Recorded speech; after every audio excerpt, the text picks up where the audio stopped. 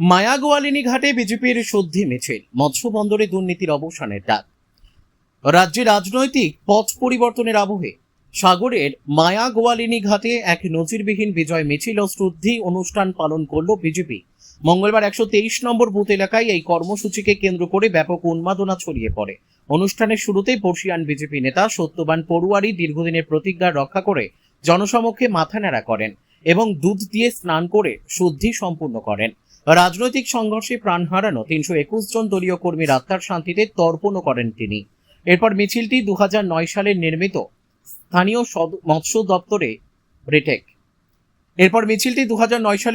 স্থানীয় মৎস্য বন্দরে পৌঁছায়। অভিযোগ, বিগত সরকারের আমলে ওই বন্দর দুর্নীতির আখড়ায় পরিণত হয়েছিল। এদিন বিজেপি কর্মীরা প্রতীকীভাবে বন্দরের অচলাবস্থা কাটিয়ে সেটি সাধারণ মৎস্যজীবীদের জন্য পুনরায় খুলে দেন।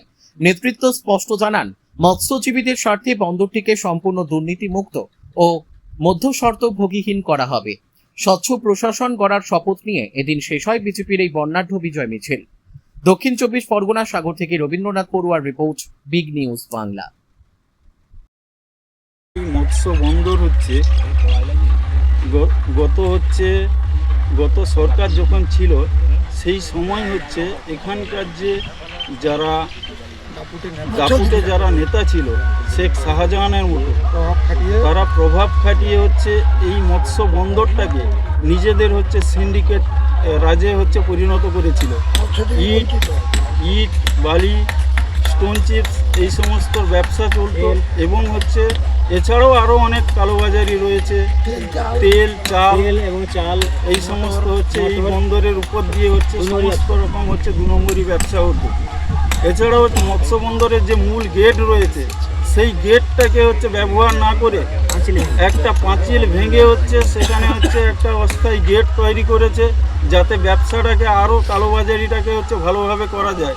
তার জন্য হচ্ছে আমরা কি করি না, এই জায়গাটাকে যখন আমরা আমাদের এই ভারতীয় জনতা পার্টি যখন দখলে আসে তখন আমরা হচ্ছে এই জায়গাটাকে এই 2 নম্বরই ব্যবসাটাকে আমরা হচ্ছে বন্ধ করি এবং হচ্ছে এখানে আপনারা দেখতে পাচ্ছেন যে ইট বালি সমস্ত কিছু হচ্ছে এখানে মজুদ রয়েছে।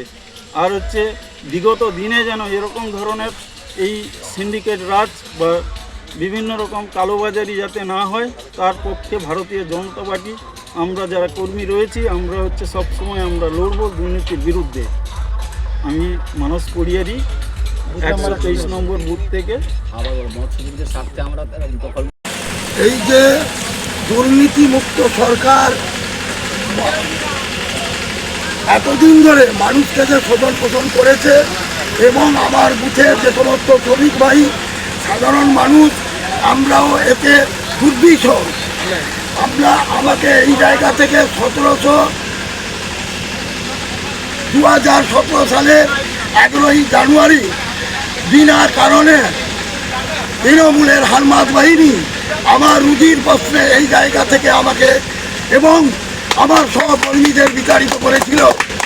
সুতরাং সেই জন্যে আমি প্রতিজ্ঞাবদ্ধ এই দুর্নীতি এবং তোলাবাজ সিন্ডিকেট রাজ সরকারকে মুক্ত করার জন্য 207টা সিটে 207টা সিটে দিয়ে দুর্নীতি মুক্ত ভয় আউট ভরসা ইন সরকার শুভেন্দুবাবুর নেতৃত্বে নরেন্দ্র মোদীজির প্রেরণায় হয়েছে। সুতরাং আজকে আমরা ভয়ের আউট হয়ে গেছি। সেই থেকে আমি সংকল্প করেছিলাম যেদিন এই সরকার উচ্ছেদ হবে আমি আমার ক্ষৌরকর্ম করে আমার চুল ত্যাগ করব এবং এই লড়াই মাঝখানে যে সমস্ত 321 জন কর্মী মারা গেছে তার আত্মার সন্তুষ্টি কামনায় ফুল এবং ধূপ দিয়ে আমি গঙ্গায় স্নান করব। এইটা আমার প্রতিজ্ঞা। কি নাম আপনার? আমার নাম সত্যবান পড়িয়ারি। কাগজ বলতে 15 বছর শাসন চলাকালীন তৃণমূলে দুর্নীতিগ্রস্ত এখানে রাজ করছে আবদার আলী শাহ মহাশয়, যিনি এই 15 বছর শাসক দলে আসার সময় বঙ্কিম হাজরার নেতৃত্বে আমাদের সুন্দরবন উন্নয়ন পর্ষদের যিনি বিষয়ক দপ্তরের মন্ত্রী ছিলেন তার নেতৃত্বে এই 2006 সালে কিরণময় নন্দ মৎস্যমন্ত্রী থাকাকালীন এখানে মৎস্য বন্দরটা তৈরি হয়েছিল।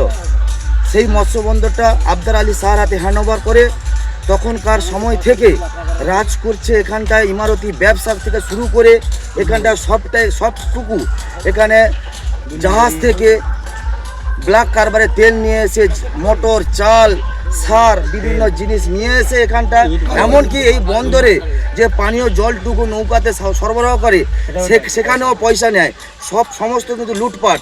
এই দুর্নীতিগ্রস্ত তৃণমূলের বিরুদ্ধে আছে ভারতীয় জনতা পার্টি আমরা কর্মী 123 নম্বর বুথে সবাই একদা হয়েছি যাতে এইভাবে দুর্নীতিগ্রস্ত না হয়, আমরা যাতে মৎস্যজীবীরা যাতে ভালোভাবে থাকে সেদিকে লক্ষ্য করব এই আশা করি।